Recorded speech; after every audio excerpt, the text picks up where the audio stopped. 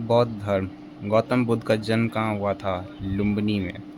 महात्मा बुद्ध का जन्म 563 ईसा पूर्व में कपिलवस्तु के समीप लुम्बिनी वन में हुआ था। बोधगया में वैशाख पूर्णिमा की रात को उन्हें ज्ञान प्राप्त हुआ था।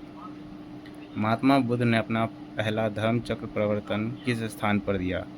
सारनाथ में। गौतम बुद्ध ने अपना प्रथम उपदेश कहाँ दिया था? सारनाथ में। बौद्ध गया में किसे ज्ञान की प्राप्ति हुई थी? गौतम बुद्ध को।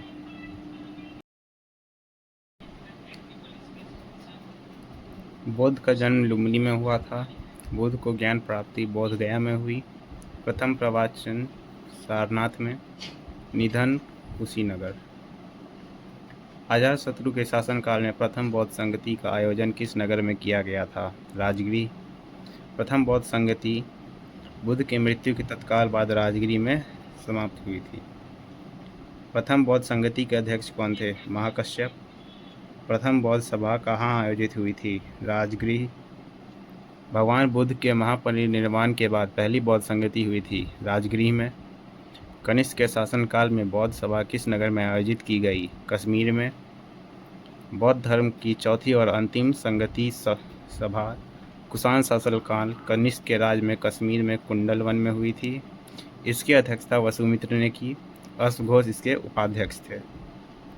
द्वितीय बौद्ध संगति कालाशोक के शासनकाल में बुद्ध की मृत्यु के लगभग 100 वर्षों के पश्चात वैशाली में हुई। इसके अध्यक्ष आचार्य सबकमीर थे। इनमें से किस शासक ने चतुर्थ बौद्ध संगति कश्मीर में आयोजित की? कनिष्क।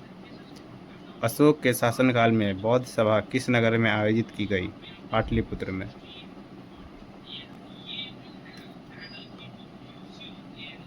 अशोक के राज्यकाल में पाटलिपुत्र में मोगलीपुत्र तीस्त की अध्यक्षता में तृतीय बौद्ध संगति का आयोजन हुआ।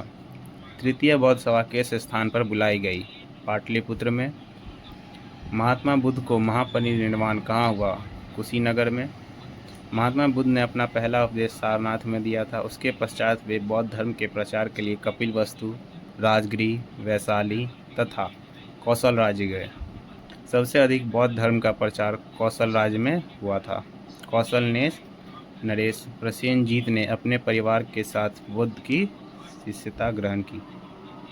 त्रिपिटक किसकी धार्मिक पुस्तक है? बौद्ध की। त्रिपिटक बौद्ध धर्म ग्रंथों में सर्व महत्वपूर्ण है। बुद्ध की मृत्यु के बाद उनकी शिक्षाओं का संकलन 3 भागों में बांटा गया। इन्हें ही त्रिपिटक कहते हैं। विनय पिटक, सूत पिटक, अभिधम पिटक। निम्नलिखित में से कौन महायान बौद्ध धर्म और हीनयान बौद्ध धर्म के बीच मूलतः अंतर को प्रतिनिधित्व करता है? देवी देवताओं की मूर्ति पूजन।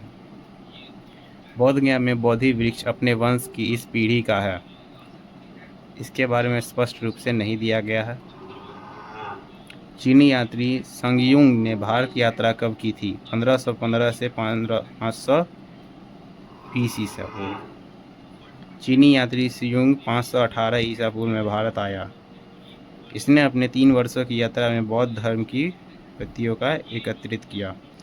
बौद्ध गया में महाबोधि मंदिर बनाया गया है, जहां गौतम बुद्ध को ज्ञान प्राप्त हुआ। बौद्ध गया में 6 वर्ष की साधना के पश्चात 35 वर्ष की आयु में महात्मा बुद्ध को वैशाख पूर्णिमा की रात एक पीपल के वृक्ष के नीचे ज्ञान प्राप्त हुआ था। किस वृक्ष के नीचे? पीपल के वृक्ष के नीचे। इस स्थल पर एक निर्माण सम्राट अशोक ने 3री शताब्दी में प्रारंभ किया, परंतु इसका वर्तमान स्वरूप 5वीं और 6वीं शताब्दी में निर्मित हुआ। यह मंदिर पूरी तरह ईंटों से निर्मित है। वर्ष 2002 में इसे यूनेस्को द्वारा विश्व धरोहर स्थल में शामिल कर दिया गया। 2002 में गौतम बुद्ध को एक देवता का स्थान किस राजा के युग में प्राप्त हुआ? कनिष्क के। चतुर्थ बौद्ध संगति में बौद्ध धर्म हीनयान एवं महायान नामक 2 स्पष्ट एवं स्वतंत्र संप्रदायों में विभक्त हो गया। वे शिक्षक जिसने बुद्ध को महाभिनिष्क्रम के बाद सबसे पहले ज्ञान प्राप्त का प्रयास किया। अलार कलार एवं रुद्रक रामपुत्र।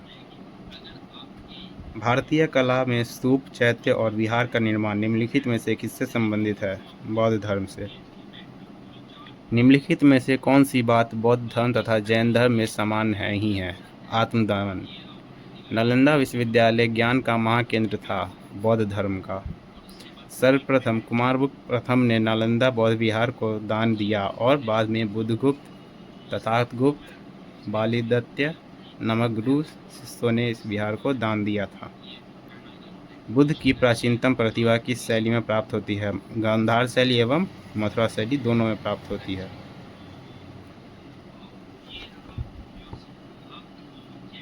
विश्व का सबसे ऊंचा कहा जाने वाला विश्व शांति स्तूप राजगीर में स्थित है। आज की वीडियो में बौद्ध धर्म को पूरा किया गया है, अगले वीडियो में जैन धर्म को किया जाएगा।